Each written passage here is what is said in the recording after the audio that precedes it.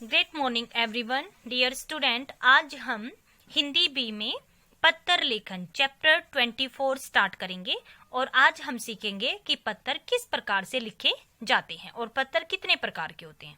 तो आइए देखिए, पत्र लिखते समय हमें किन बातों का ध्यान रखना चाहिए और पत्र हमारे लिए क्या महत्व रखते हैं। आजकल हमारे पास बातचीत करने तथा हालचाल जानने के लिए अनेक आधुनिक साधन उपलब्ध हैं। जैसे टेलीफोन है, हम टेलीफोन से एक दूसरे से बातचीत कर सकते हैं, एक दूसरे का हाल जान सकते हैं। मोबाइल फोन है, ईमेल है, फैक्स आदि हैं। प्रश्न यह उठता है कि फिर भी पत्र लेखन सीखना क्यों आवश्यक है। अब प्रश्न यह उठता है कि पत्र लेखन सीखना क्यों आवश्यक है, जब हम अपना हालचाल, अपनी सभी बातें, बातचीत इन आधुनिक साधनों के माध्यम से कर सकते हैं। पत्र लिखना महत्वपूर्ण ही नहीं अपितु अत्यंत आवश्यक है। कैसे? जब आप विद्यालय नहीं जा पाते तब अवकाश के लिए प्रार्थना पत्र लिखना पड़ता है, यानी छुट्टी के लिए। सरकारी व निजी संस्थाओं के अधिकारियों को अपनी समस्याएं आदि की जानकारी देने के लिए पत्र लिखना पड़ता है। फोन आदि पर बातचीत अस्थायी होती है, यानी वो स्थायी नहीं मानी जाती। इसके विपरीत लिखित दस्तावेज स्थायी होते हैं और जब हम उन्हें लिख देते हैं, जो हमारे रिटर्न डॉक्यूमेंट्स होते हैं, वो स्थायी माने जाते हैं। इस प्रकार यहाँ पर क्या हो जाता है, आपके पत्र लिखना आवश्यक हो जाता है। तो देखिए, पत्र लेखन भी एक कला है और अच्छा पत्र लिखने के लिए निम्नलिखित बातों पर हमें ध्यान रखना चाहिए। फर्स्ट, पत्र की भाषा सरल, स्पष्ट और सरस होनी चाहिए। सेकंड, पत्र प्राप्तकर्ता की आयु, संबंध, योग्यता आदि को ध्यान में रखते हुए भाषा का प्रयोग करना चाहिए। अनावश्यक विस्तार से बचना चाहिए। पत्र में लिखी वर्तनी शुद्ध व लेख स्वस्थ होनी चाहिए। पत्र प्रेषक यानी भेजने वाला और प्रापक यानी प्राप्त करने वाला के नाम, पता आदि स्पष्ट रूप से लिखे होने चाहिए। पत्र के विषय से नहीं भटकना चाहिए। पत्र में जिस विषय पर पत्र लिख रहे हो उससे नहीं भटकना चाहिए, अर्थात व्यर्थ की बातों का उल्लेख पत्र में नहीं करना चाहिए। तो इन बातों का हमें पत्र लिखते हुए ध्यान रखना चाहिए। अब देखते हैं कि पत्र कितने प्रकार के होते हैं, कितने टाइप्स होते हैं पत्र के। देखिए सभी, पत्र के प्रकार मुख्य रूप से पत्रों को दो वर्गों में विभाजित किया जाता है। एक होते हैं अनौपचारिक पत्र और एक होते हैं औपचारिक पत्र। फर्स्टली हम अनौपचारिक पत्र देखते हैं। अनौपचारिक पत्र संबंधियों व मित्रों को लिखे जाते हैं, इसलिए इन पत्रों में मन की भावनाओं को प्रमुखता दी जाती है। इसके अंतर्गत पारिवारिक या निजी पत्र आते हैं, यानी जो अपने सगे संबंधियों को लिखे जाते हैं, पारिवारिक होते, निजी होते, वो होते हैं अनौपचारिक पत्र। अब देखें औपचारिक पत्र क्या होते हैं। देखिए सभी, औपचारिक पत्रों को तीन वर्गों में विभाजित किया जाता है। फर्स्ट, प्रार्थना पत्र, जैसे अवकाश के लिए, शिकायत के लिए, सुधार के लिए, आवेदन आदि के लिए लिखे जाने वाले पत्र, यानी एक होते हैं औपचारिक पत्र में प्रार्थना पत्र। एक होते हैं कार्यालय पत्र, किसी सरकारी अधिकारी, विभाग आदि को लिखे जाने वाले पत्र जो दफ्तरों में लिखे जाते हैं। एक होते हैं व्यवसायिक पत्र, दुकानदार, प्रशासक, व्यापारी, कंपनी आदि को लिखे जाने वाले पत्र। तो ये तीनों प्रकार के जो पत्र हैं औपचारिक पत्र के अंतर्गत ही आते हैं। तो सबसे पहले हम अनौपचारिक पत्र को देखेंगे कि अनौपचारिक पत्र लिखते समय हमें किन किन बातों को ध्यान में रखना चाहिए। फर्स्ट देखें, भाषा सरल और स्पष्ट होनी चाहिए। पद व कार्य के अनुकूल संबोधन, अभिवादन व पत्र की भाषा होनी चाहिए। पद व कार्य, यदि आपसे छोटा है तो छोटे को हम क्या संबोधित करेंगे, बड़ा है तो उसको कैसे संबोधन करेंगे। पत्र में लिखी बात संक्षिप्त होनी चाहिए, यानी छोटी होनी चाहिए। पत्र का आरंभ व अंत प्रभावशाली होना चाहिए। भाषा और वर्तनी शुद्ध तथा लेख स्वस्थ होने चाहिए। पत्र प्रेषक व प्रापक का पता साफ व स्पष्ट लिखा जाना चाहिए। पत्र प्रेषक होता है भेजने वाला, प्रापक होता जिसको पत्र मिलेगा, प्राप्त करने वाला का जो पता हम लिखते हैं वो साफ और स्पष्ट लिखा जाना चाहिए। कक्षा परीक्षा भवन से पत्र लिखते समय पते के स्थान पर कक्षा परीक्षा भवन तथा अपने नाम के स्थान पर क ख ग लिखना चाहिए, यानी परीक्षा भवन लिख के और अपने पते के स्थान पर क्या लिख दे, क ख ग का प्रयोग करें। अपना पता और दिनांक लिखने के बाद एक पंक्ति छोड़कर आगे लिखना चाहिए, यानी अपना पता और दिनांक लिखने के बाद एक पंक्ति छोड़ दे और उसके बाद आगे लिखें। ये होता है मुख्य बातें अनौपचारिक पत्र में। ठीक है, जब हम पत्र करेंगे तो ये सभी जो कंडीशन यहाँ पर दी गई हैं उनको, इन सभी को हम यूज करते हुए पत्र लिखेंगे। तो देखिए औपचारिक पत्र के अंक। अब जो औपचारिक पत्र थे तीन प्रकार के, प्रार्थना पत्र, कार्यालय पत्र और व्यवसायिक पत्र, उनको देखें। औपचारिक पत्र के निम्नलिखित 7 अंग होते हैं। कौन कौन से में कैसे लिखा जाता है? सबसे पहले प्रेषक का पता, सबसे पहले पता आ जाता है, गली, कॉलोनी, मोहल्ला, शहर, पिन कोड, राज्य, ऐसे हम लिख देते हैं। फिर दिनांक आता है। फिर पत्र प्रापक का पद नाम तथा पता लिख देते हैं। फिर विषय लिखते हैं, जिसके बारे में पत्र लिखा जा रहा है उसे केवल एक ही वाक्य में शब्द संकेतों में लिखना चाहिए। संबोधन, महोदय, माननीय आदि। विषय वस्तु, इसे 2 अनुच्छेद में लिखा जाना चाहिए, जो बीच का कंसेप्ट जो रहता है।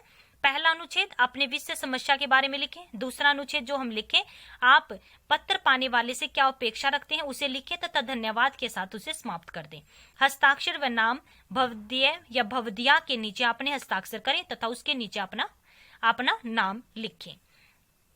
तो आइए देखिए, फर्स्टली हम अनौपचारिक पत्र करते हैं और देखते हैं कि अनौपचारिक पत्र को हम कैसे लिखते हैं। फिर हम औपचारिक पत्र करेंगे कि उनको कैसे लिखा जाता है। देखिए सभी, फर्स्टली देखिए अनौपचारिक पत्र। अनौपचारिक पत्र जो होता है अपने सगे संबंधियों को लिखे जाते हैं। तो देखिए हम कैसे लिखेंगे, ये आपका अपनी फिर नोटबुक में करना है। छोटे भाई को फिजूल खर्ची से बचाने की सलाह देते हुए पत्र लिखना है। तो हम क्या लिखेंगे, यहाँ इनके स्थान पर हम लिखेंगे परीक्षा भवन, यानी यहाँ से आपको स्टार्ट करना परीक्षा भवन। फिर आपको यहाँ पता लिखा हुआ तो उसकी जगह लिखेंगे क ख ग। फिर उसके बाद हम दिनांक लिखेंगे कि 4 जनवरी 2021। उसके बाद हम एक लाइन ड्रॉप करेंगे, ठीक है, एक लाइन ड्रॉप कर देंगे, छोड़ देंगे। फिर हम लिखेंगे परियानुज, क्योंकि छोटे भाई को कैसे संबोधित करते हैं, परियानुज कहकर। फिर हम लिखेंगे सदा प्रसन्न रहो। फिर एक लाइन ड्रॉप करके हम यहाँ से स्टार्ट कर देंगे, ठीक है। यानी इस पूरे पते की जगह इस पते को हम यहाँ पर लिखते हैं। देखिए, कल ही मुझे माँ का पत्र मिला। आगे हम क्या लिखेंगे, कल ही हमें माँ का पत्र मिला, जिसको पढ़कर मुझे यह पता चला कि तुम आजकल बहुत फिजूल खर्ची करने लगे हो। यानी छोटे भाई को फिजूल खर्ची से बचने की सलाह देते हुए पत्र लिखा गया है।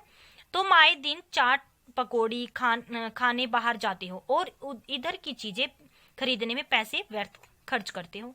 तुम यह तो जानते ही हो कि पिताजी कितना कठिन परिश्रम करके धन कमाते हैं। तुम्हारी इस फिजूल खर्ची से न केवल उनके धन यानी पैसे की हानि होगी, बल्कि तुम्हारा स्वास्थ्य भी खराब हो जाएगा, तुम बीमार भी पड़ जाओगे। हो सकता है, यानी बड़ा भाई छोटे भाई को पत्र लिख रहा है, हो सकता है धीरे धीरे अपने शौक पूरे करने के लिए तुम गलत तरीके से धन जुटाने का प्रयास करने लगोगे। इसलिए मेरे भाई, अपनी यह फिजूल खर्ची की आदत छोड़ दो और पढ़ाई तथा खेलकूद में मन लगाओ, यही तुम्हारे भविष्य के लिए उत्तम है। तो यहाँ पर बड़ा भाई छोटे भाई को समझा रहा होता है और कहता है उसे कि आप फिजूल खर्ची न करें। आपको नहीं पता पिताजी कितना कठिन परिश्रम करके धन कमा रहे हैं और आप उसे फिजूल खर्ची में ऐसे ही उड़ा रहे हैं, तो इससे आपका स्वास्थ्य भी खराब हो सकता है। तो आप अपनी पढ़ाई की तरफ ध्यान दें, खेलकूद में मन लगाओ, यही तुम्हारे भविष्य के लिए उत्तम है, यानी अच्छा है। आशा है तुम मेरी सलाह अवश्य मानोगे। तुम्हारा बड़ा भाई। फिर यहाँ अपना नाम लिखोगे, ठीक है, ऐसे आप पत्र लिखोगे।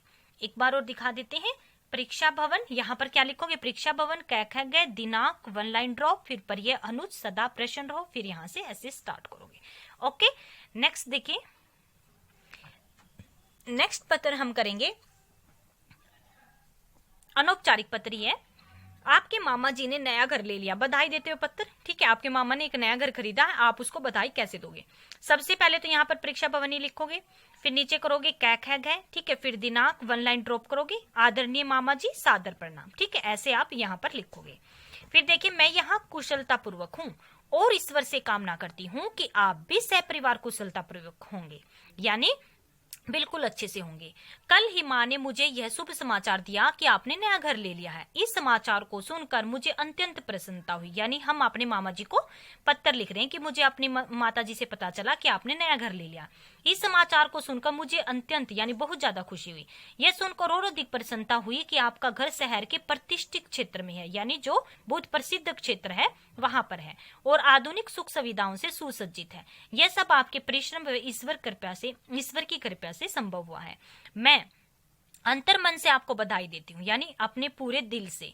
मैं माँ और पिताजी के साथ घर देखने शीघ्र आऊंगी।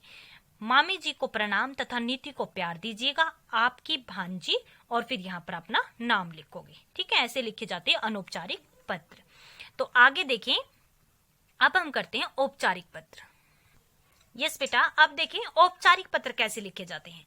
जैसे वन विभाग अधिकारी को अपने एक क्षेत्र में वृक्षारोपण का सुझाव देते हुए पत्र लिखे, यानी अपने एक क्षेत्र में आप चाहते हो कि वन विभाग के जो अधिकारी हैं वो वृक्षारोपण का लगाएं और आपको उसे सुझाव देते हुए पत्र लिख रहे हैं, तो कैसे लिखेंगे।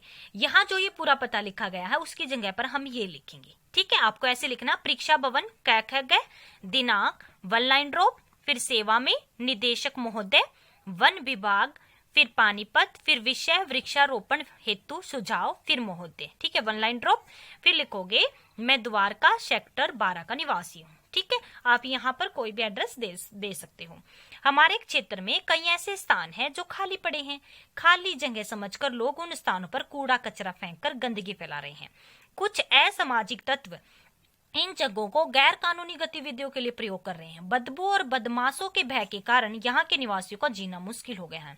हम सभी निवासियों का सुझाव है कि यदि हम और आप मिलकर इन स्थानों पर वृक्षारोपण कर दें तो ये स्थान भर जाएंगे और वातावरण भी प्रदूषित नहीं होगा। स्वच्छता और हरियाली के कारण चहल पहल रहने से असामाजिक तत्व भी गलत कार्य नहीं कर पाएंगे। लोग शुद्ध हवा व स्वस्थ वातावरण में सांस ले सकेंगे। कृपया सुझाव को निवेदन मानकर शीघ्र ही इस दिशा में कदम उठाए। सह धन्यवाद भवदी, और यहाँ अपना नाम लिखना होता है।